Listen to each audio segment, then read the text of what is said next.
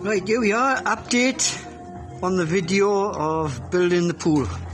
Here's my missus again, still at it, plodding on with the tiling. As you see, we had a bit of rain and the concrete seems to be holding the rain in, so once it's tiled as well, it should be okay. So let's give a quick glimpse.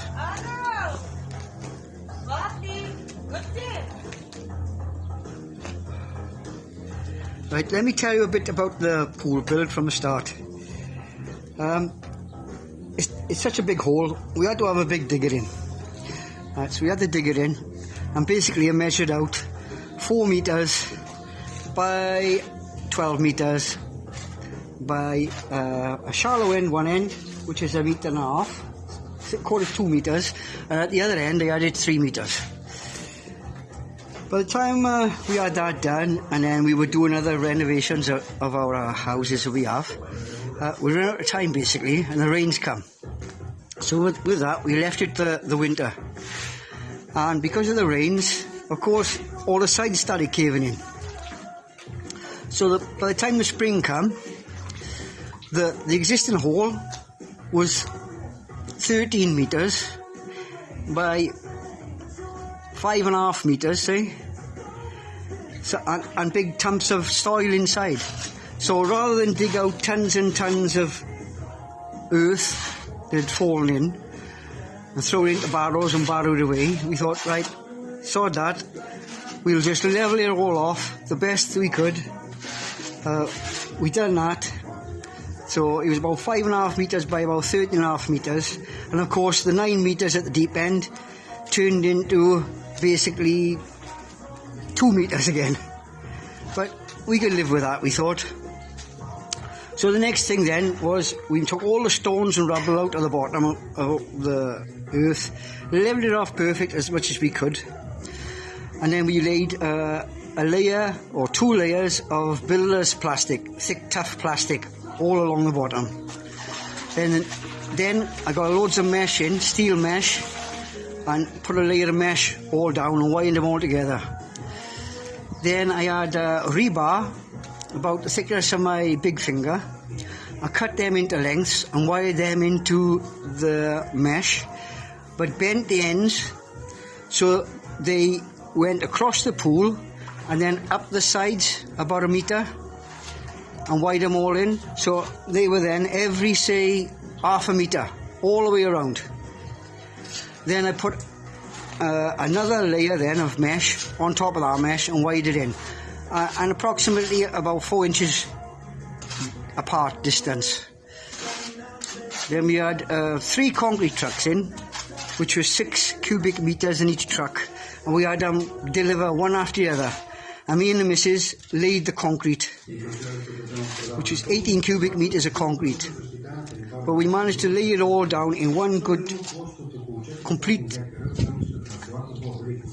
lot, so that we didn't have no cracks or no expansion joints or anything. We managed to level it off, smooth it off, and that was that. Next couple of days then, we hose piped it down, because concrete, especially in thicknesses like that, gets really hot. It's the composition of the concrete, it's like chemistry. So we kept watering it down to stop the cracks, because it would have probably cracked. So a few days of doing that, anyway, it went off hard, it was good. And concrete keeps going hard as well, the longer they leave it. So once we done that then, we had the base down. Out of the base we had these rebars sticking up all the way around. We then got hollow concrete blocks, and I knocked a small hole in each block and placed the block then upside down over the rebar, right, so the rebar went through the blocks. Then every time we done a course, we filled each course with concrete, hand mixed with a concrete machine, which is over there.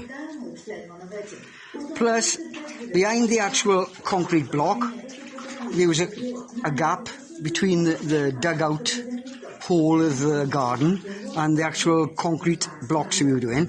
So we filled that with concrete as well. So basically then we got solid concrete blocks and concrete behind. We worked our way all the way around, up until we got to the level we wanted to use. So now that's probably, I don't know, at least that thick, and down below is probably 2 foot thick concrete at least. I wanted to overkill because I hadn't done such a thing like this before, and I thought, well, if I don't do it right, it's going to crack or break up or whatever. So we overkilled on it. So once that was done, I worked out what sort of steps I had. These got to be sort of messed about with now to make them look right. But I put all the blocks in for the steps to come in. What do we do next? Oh, right, the next then thing is, because it was like rough concrete blocks, we rendered all around the pool then to make a nice flat, as best we could, for the tiling. Once that was done, and of course this is taking weeks now, this was dried out enough sufficiently so we could add then and painted this, you see it, this waterproofer on, and we've done it liberally, waited for it to dry and then done another lot. Right, so that's like a barrier then, if you know what I mean. That's a barrier for the water. Yeah. Then the missus started tiling. I can't tile any longer. My fingers are allergic to the cement, and they itch like hell and turn to blood and God knows what. So I don't do it anymore. The missus, God bless her, she's cracking on. So we're not far off now. The next video I'll show, we'll paint we get rid of this water. We'll paint liberal, couple of 2 or 3 of these again on the floor, right, to make a barrier on the floor. And then we'll tile the floor. Once that's done, I can basically start filling the water up, because we got a well, so it'll be free water. It'll take a while to fill up, of course, unless we have another terrible downpour of rain and thunder lightning. When that's filling up, I can work then on doing the pump, or if I'm having 2 or 3 pumps, I don't know yet, because that wall is going to be extended, that stone wall there, and I'm planning on doing like a sort of feature, or like a little waterfall thing going off that with one of the pumps, and then the other pump, of course, through the pipe work. Now, I haven't bought or I haven't purchased anything special from pool places.